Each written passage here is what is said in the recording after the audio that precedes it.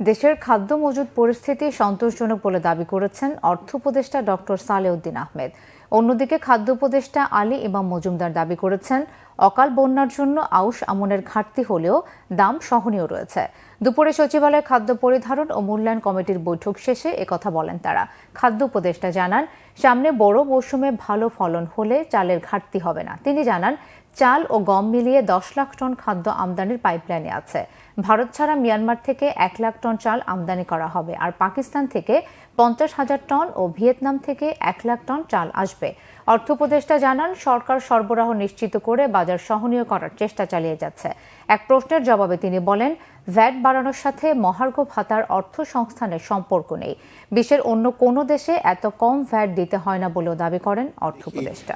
আমাদের ট্যাক্স সবচেয়ে কম।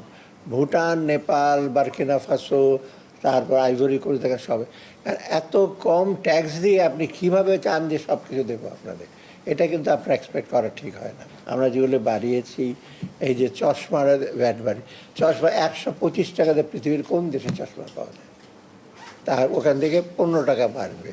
তারপরে আপনার খাবেন 500 টাকা, এটা যে হোটেলে তো আমরা 0 করে দিয়েছি, ভাতের হোটেল। খাবেন 600-700 টাকা, 20 টাকা আপনি দেবেন না ভ্যাট। গ্লোরিয়া জিন্স থেকে 1 কাপ কফি খাবেন, ওখানে 15 টাকা দিতে আপনার বাদে। তো এইরকম যদি থাকে, অ্যাটিটিউড থাকে, তবে তো ডিফিকাল্ট।